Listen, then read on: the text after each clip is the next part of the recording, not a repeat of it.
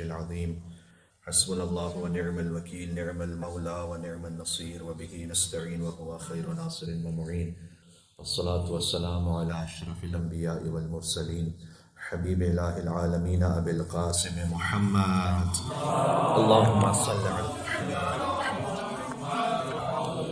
وعلى آله الطيبين الطاهرين المعصومين سيما بقية الله في الأرضين. اللہ سبحانہ و تعالیٰ کے ناموں میں سے ایک نام منعم ہے. منعم یعنی نعمت عطا کرنے والا. اور اللہ تعالیٰ نے راہ حق پر جو لوگ موجود ہیں ان کا تعارف بھی اسی طرح سے کروایا ہے. صراط الذین انعمت علیہم، ان لوگوں کا راستہ کہ جن پر اللہ نے اپنی نعمتوں کو نازل کیا ہے. تو خدا متعال منعم ہے، اس کی کچھ نعمتیں عام ہیں، کچھ نعمتیں خاص ہیں. نعمت عام وہ ہے کہ جو مومن، کافر، مشرک، موحد سب کو اویلیبل ہے. آکسیجن سب کے لیے، رزق اللہ کا سب کے لیے. کچھ نعمتیں خاص ہیں، مثلاً ہدایت کی نعمت ہے، مثلاً شہادت کی نعمت ہے. یہ نعمتیں خاص ہیں. اللہ تعالیٰ نے قرآن کریم میں کہا ہے کہ انعم اللہ علیہم من النبیین والصدیقین والشہداء والصالحین. نبوت کی جو نعمت ہے وہ اللہ تعالیٰ مخصوص اپنے بندوں کو عطا کرتا ہے.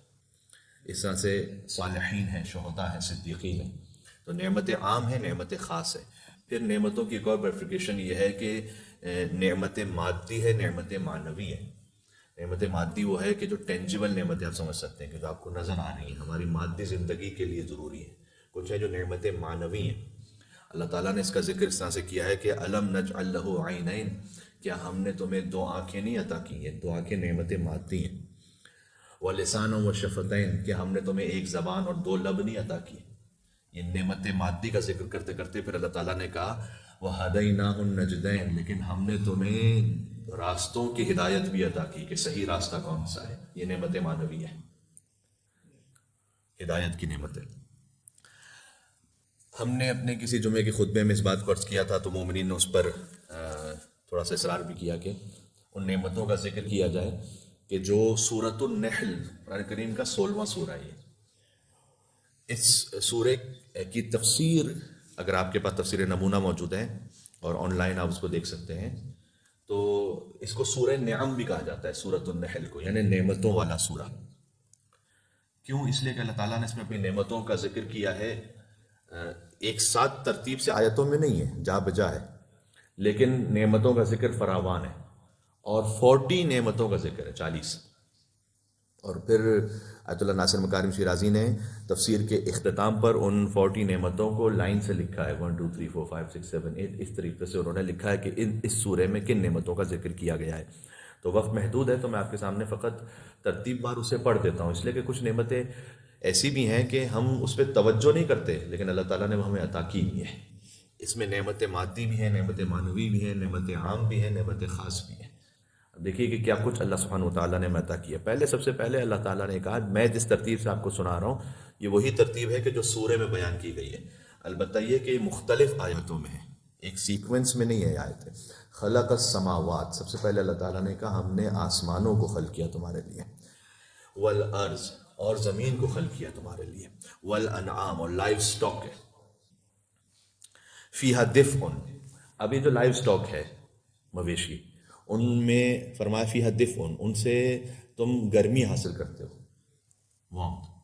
ومنافع، اور اس میں کچھ فائدے ہیں تمہارے لیے اور بھی جو اللہ تعالیٰ نے رکھے ہوئے. ومنہا تاکلون، ان میں سے کچھ ایسے ہیں جنہیں تم کھاتے ہو. وَلَكُمْ فِيهَا جَمَالٌ، کچھ ایسے ہیں جو and there is a beauty in them for us، آپ کہہ سکتے ہیں.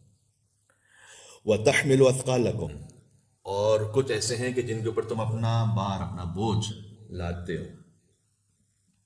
وَالْخَيْلِ وَالْبِغَالِ وَالْحَمِيرِ لِتَرْكَبُوهَا، اور گھوڑے ہیں، گدھے ہیں، خچر ہیں، لِتَرْكَبُوهَا، تاکہ تم ان پر سواری کرتے اور ایک جگہ سے دوسری جگہ جاتے ہو. وَزِينَةً، اینڈ فار our luxury، کچھ ہیں جو ہماری زینت کے لیے ہیں. وَيَخْلُقُ مَا لَا تَعْلَمُونَ، اور ایک بڑی انٹرسٹنگ بات یہاں پر اللہ تعالیٰ نے یہ کہی کہ کچھ ایسی مخلوقات بھی ہم نے خلق کی جن کے بارے میں تمہیں پتہ ہی نہیں ہے کہ ہم نے خلق کی ہے.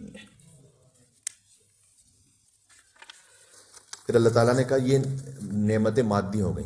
وَعَلَى اللَّهِ قَصْدُ السَّبِيلِ، پھر اللہ ہی ہے جو تمہیں صحیح راستے کی نشاندہی کرتا ہے. وَأَنزَلَ مِنَ السَّمَاءِ مَاءً، یہ آپ اگر اپنے ذہن میں کچھ گنتی رکھیں، انزل من السماء ماء، اور ہم نے ہی آسمان سے تمہارے لیے پانی کو نازل کیا ہے. منہ شراب، اس میں سے کچھ پانی وہ ہے جو تم پی لیتے ہو. ومنہ شجر فیہ تسیمون، کچھ پانی ایسا ہے جس سے درختوں کو سیراب کرتے ہو. ینبت لکم بہ الزرع، اسی سے ہم نے تمہارے لیے زراعت کو پیدا کیا ہے. والزیتون، اور اولیوز کو. والنخیل، اور ڈیٹ پامز. والاعناب، اور گریپس. ومن کل الثمرات، اور ہر قسم کے پھل. وسخر لکم اللیل والنہار، اور اللہ نے تمہارے لیے ریگولیٹ کیا ہے دن اور رات کو. والشمس والقمر، اور سورج اور چاند کو. اور والنجوم، اور سٹارز کو. وما ذرأ لکم فی الارض مختلفا الوانہ، اور اس نے بہت ساری ایسی مخلوقات بھی خلق کی ہیں کہ جن کے رنگ بڑے ڈائیورسیفائڈ ہیں، مختلف رنگوں کی ہیں وہ. وسخر البحر، اور اس نے سمندروں کو تمہارے لیے مسخر کیا ہے تاکہ تم سمندر سے غذا کو حاصل کرو. وتر الفلک مواخر فیہ، اور اس میں تم دیکھتے ہو کہ کشتیاں سمندر کے سینے کو چیرتے ہوئے گزر رہی ہوتی ہیں. وَأَلْقَى فِي الْأَرْضِ رَوَاسِيَ، اور اس نے زمین پر پہاڑوں کی میخوں کو گاڑ دیا ہے تاکہ زمین کا بیلنس باقی رہے. وَأَنْهَارًا، اور ریورز کو خلق کیا. وَسُبُلًا، اور راستوں کو. وَعَلَامَاتٍ، اور لینڈ مارکس کو. وَبِالنَّجْمِ هُمْ يَهْتَدُونَ، اور اس نے کچھ ستارے ایسے بھی خلق کیے ہیں کہ جس کے ذریعے سے ہم راستوں کی ہدایت پاتے ہیں کہ کون سا راستہ کس طرف جاتا ہے. انزل من السماء ماء فاحیا به الارض بعد موتها، اور اس نے پھر زمین سے، آسمان سے پانی کو اس لیے بھی نازل کیا ہے تاکہ زمین جو مردہ ہو چکی ہوتی ہے اللہ اسے پھر سے زندہ کر دیتا ہے اپنی قدرت کے ذریعے سے. دین میں نے عرض کیا کہ میں آیتوں کا ایک ایک حصہ پڑھ رہا ہوں آپ کے سامنے. لبنن خالصا، اس کے بعد اس نے کچھ جانور ہمیں ایسے عطا کیے جن سے ریفریشنگ خالص تازہ دودھ حاصل ہوتا ہے. تتخذون منہ سکرا ورزقا حسنا، کچھ فروٹس ایسے خلقی جن سے ہمیں شوگر حاصل ہوتا ہے. ڈیٹ پام سے، گریپس سے. فیہ شفاء للناس، اور شہد اس نے خلق کیا ہے جس میں انسانوں کے لیے شفا ہے. یہ سب سورہ نحل سے پڑھ رہا ہوں. من انفسکم ازواجا، اور اسی نے تمہارے درمیان سے تمہارے لیے جوڑوں کو بھی خلق کیا ہے تاکہ تم آپس میں زندگی گزار سکو. بنین وحفدہ، اور ان جوڑوں سے تمہیں اولاد بھی اللہ عطا کرتا ہے. وحفدہ، اور گرینڈ چلڈرن بھی عطا کرتا ہے. وَرَزَقَكُم مِّنَ الطَّيِّبَاتِ، اور اس نے پاکیزہ رزق تمہیں دیا ہے. وَجَعَلَ لَكُمُ السَّمْعَ، اور تمہیں سننے کی صلاحیت دی ہے. والابصار، اور دیکھنے کی صلاحیت دی ہے. والافئدہ، اور برین سوچنے کی صلاحیت دی ہے. من بیوتکم سکنا، اور کچھ گھر ایسے دی جن میں تم رہ سکتے ہو. من جلود الانعام بیوتا، اور کچھ ٹیمپریری گھر دیے ہیں کہ جانوروں کی کھالوں سے تم گھروں کو بناتے ہو. اللہ تعالیٰ نے قرآن میں یہ کہا ہوا ہے کہ جن سے تم کیمپنگ پر ان گھروں کا استعمال کرتے ہو، جب تم سفر میں ہوتے ہو تو ان گھروں کا استعمال کرتے ہو. ومن اصوافها واوبارها واشعارها اثاثا، اور انہیں جانوروں کے وولز اور فر اور ہیئرز، ان چیزوں کے ذریعے سے تم فرنشنگ کرتے ہو اپنے گھر کی. وَمَتَاعًا إِلَىٰ حِينٍ، اور کمفرٹ حاصل کرتے ہو. خَلَقَ ظِلَالًا، ساتھ ہی شیڈز کو خلق کیا اللہ نے، سایوں کو خلق کیا ہے. وَجَعَلَ لَكُم مِّنَ الْجِبَالِ أَكْنَانًا، اور پہاڑوں میں بھی کچھ ایسی جگہ بنائی جہاں تم اندر گھر بناتے ہو. وَجَعَلَ لَكُم سَرَابِيلَ تَقِيكُمُ الْحَرَّ، اور تمہیں کچھ ایسے گارمنٹس عطا کیے ہیں جن سے تم گرمی اور سردی میں اپنے آپ کو بچاتے ہو. وَسَرَابِيلَ تَقِيكُمْ بَأْسَكُمْ، اور جب وائلنس ہو رہا ہو اگر کسی پر تو کچھ لباس ایسے عطا کیے ہیں کہ تم وائلنس سے اپنے آپ کو بچاتے ہو. یہ 40 نعمتیں ہوں گی. اس کے بعد اللہ تعالیٰ کہتا ہے وَإِن تَعُدُّوا نِعْمَتَ اللَّهِ لَا تُحْصُوهَا، اگر تم اللہ کی نعمتوں کو شمار کرنا چاہو تو شمار نہیں کر سکتے. یہ اللہ سے. اللہم صل علی محمد والحمد.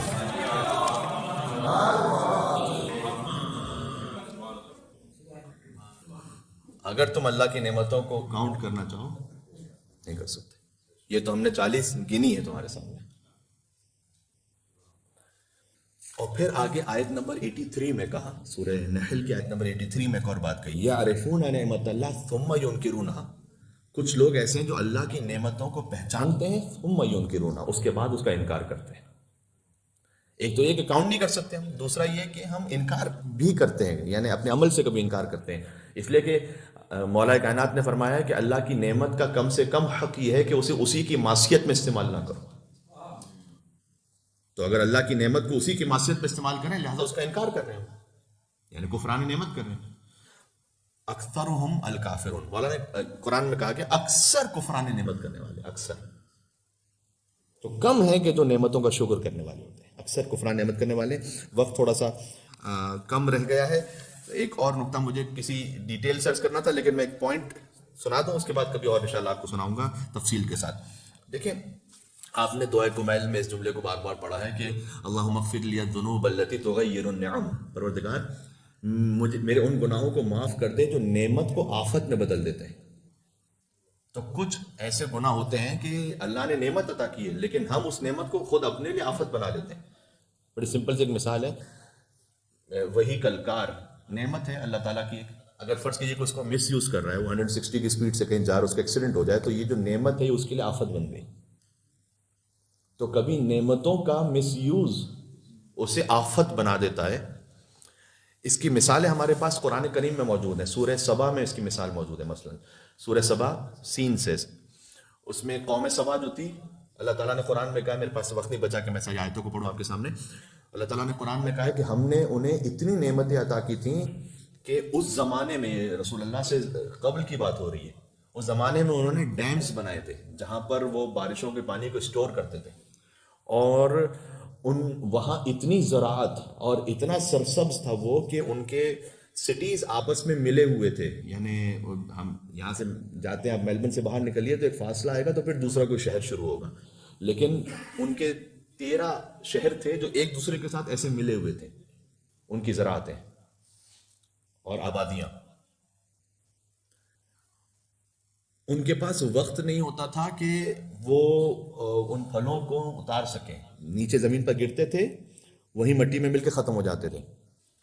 کوئی وہاں سے گزرتا تھا تو کہتے ہیں کہ اتنے قریب قریب درخت ہوتے تھے کہ کوئی راستہ ایسا نہیں تھا کہ جہاں سے آپ ہاتھ آگے بڑھائیں اور آپ کے پاس کوئی نہ کوئی پھل نہ آ جائے. پھر کیا ہوا؟ اس نعمت کو انہوں نے ایسے کفران شروع کیا کہ خاص طور پر کہتے ہیں کہ روٹی وہ اضافی اتنی ہوتی تھی تو پھینکتے تھے، اسی کے اوپر چلتے تھے. بعض مرتبہ نیاز کے لیے ہم کتنا ویسٹ کرتے ہیں، آپ سوچئے گا خود کتنا پھینکنے میں جاتا ہے.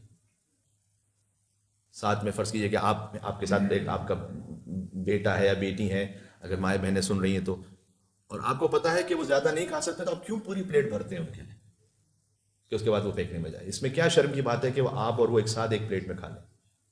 اس میں کیا حرج ہے؟ تو چونکہ جب پیٹ بھرے ہوئے ہوتے ہیں تو ہمیں احساس بھی نہیں ہوتا. آدھی روٹی پھینکیں گے، جو ہے نا وہ گوشت پھینک دیں گے، چکن پھینک دیں گے.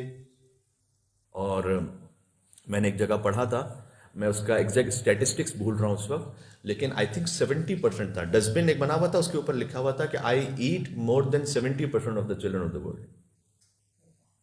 70% دنیا کے بچوں کو اتنا نہیں ملتا جتنا ڈسٹ بن میں پھینکا جاتا ہے. دین قوم سبا سے اللہ تعالیٰ نے وہ عذاب نازل کیا کہ 100 صحرائی چوہے اللہ نے خلق کیے، جن کا کام یہ تھا کہ وہ جو ڈیم انہوں نے بنایا تھا اس میں سے کھا لیں، سرا کر دیں. اور ایک دم ایک فلڈ آیا پوری آبادی میں، اور پوری آبادی نیست و نابود ہو گئی. دین روایتوں میں ملتا ہے کہ گھنٹوں لائن میں کھڑے ہوتے تھے ان روٹیوں کو لینے کے لیے کہ جو خود پھینکی ہوئی تھی، اور آپس میں جھگڑے ہوتے تھے کہ وہ میرا حق ہے اور وہ میرا حق ہے. یہ نعمت کو آفت میں بدل دینا. قوم لوط کی مثال بھی ایسی ہے ہسٹری میں. قوم لوط انہوں نے ایک جگہ بنائی تھی، اس کو نادی کہتے تھے. آپ کلبز کو آج بھی عربک ورلڈ میں جائیے تو اس میں کلبز کو نادی کہتے ہیں. جمز کو بھی نادی کہتے ہیں، کلبز کو نادی کہتے ہیں وہ لوگ. تو انہوں نے بھی اس زمانے میں اپنے لیے ایک جگہ بنائی تھی جہاں پر مکس ہو کے وہ لوگ جمع ہوتے تھے. بہت ساری باتیں ایسی جو میں یہاں کہہ نہیں سکتا کہ کیا کچھ وہ کرتے تھے وہاں پر، لیکن حرام غنا تھا، یہ سب فحشا تھا. اللہ تعالیٰ نے عذاب نازل کیا. نعمتوں کو آفتوں میں کچھ چیزیں بدل دیتی ہیں.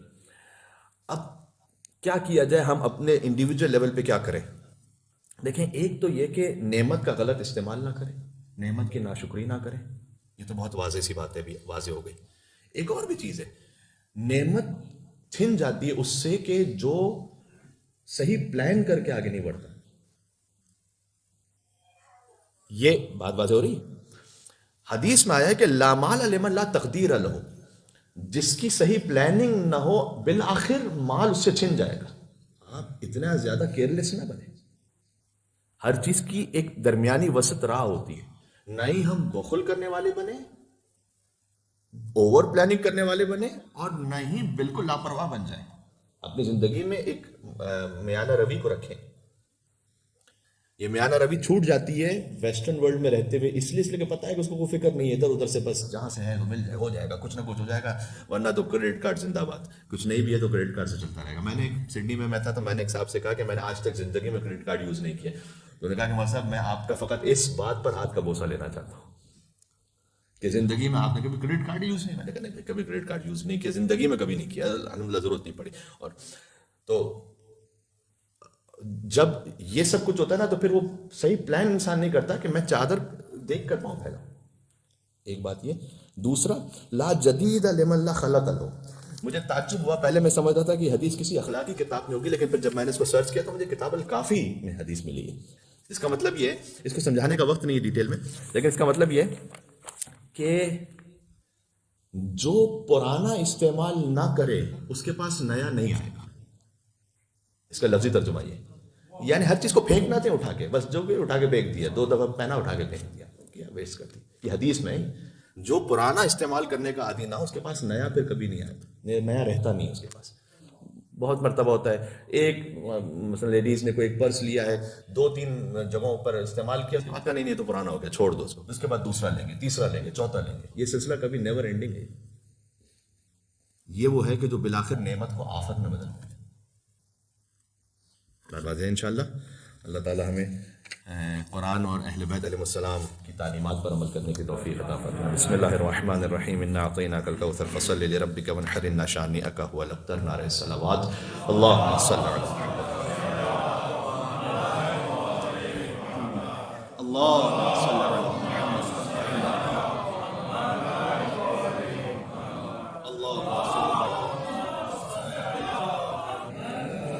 بسم اللہ الرحمن الرحیم. الحمد للہ رب العالمین والصلاة والسلام علی اشرف الانبیاء والمرسلین سیدنا و مولانا ابی القاسم محمد. اللہم صل علی محمد وعلی آلہ الطیبین الطاہرین المعصومین. اللہم صل علی سیدنا و مولانا علی امیر المؤمنین وقائد الغر المحجلین و امام المتقین علیہ افضل الصلاة والسلام. اللہم صل علی وصل علی الصدیقۃ الکبریٰ فاطمۃ الزہرا سیدۃ النساء العالمین. اللہم صل علی محمد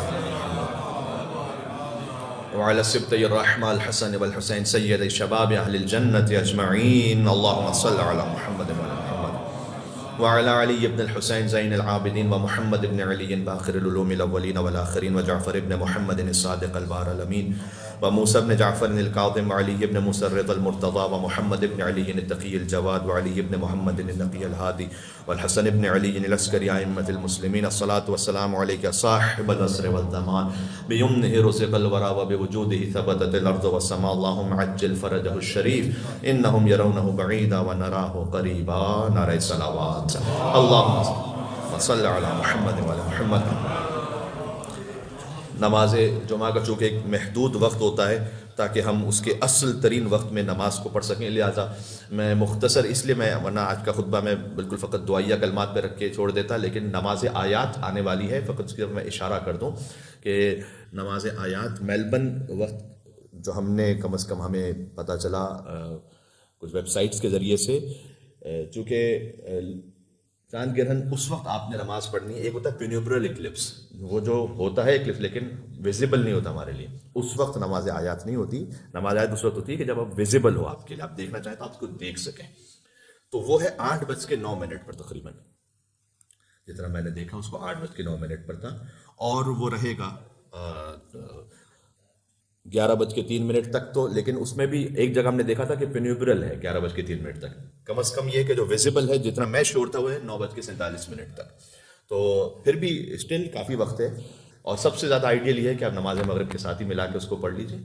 تو نماز مغرب کے ساتھ ساتھ نماز آیات کو پڑھ لیجیے. واجب ہے نماز آیات، 2 رکعت نماز ہے آپ جانتے ہیں 5 رکوع کے ساتھ. اور طریقہ کار اس کا سابقہ مراجع جو تھے وہ یہ کہتے تھے کہ آپ سورہ الحمد کے بعد بسم اللہ الرحمن الرحیم کو پڑھ کر آپ رکوع میں چلے جائیں، پھر اس کے بعد اٹھیں، پھر مثلا قل هو اللہ احد پڑھ کے رکوع میں چلے جائیں، اور اس طریقے سے سورہ کو 5 حصوں میں توڑ دیں.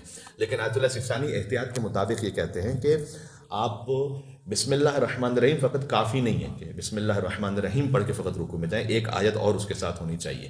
تو اس کے لیے انہوں نے آسان ترین اگزامپل جو دی سورہ فلق کی دی ہوئی ہے. سورہ فلق بسم اللہ سورہ الحمد کو آپ نے پڑھا اور بسم اللہ الرحمن الرحیم قل اعوذ برب الفلق، دین آپ رکوع میں چلے جائیں.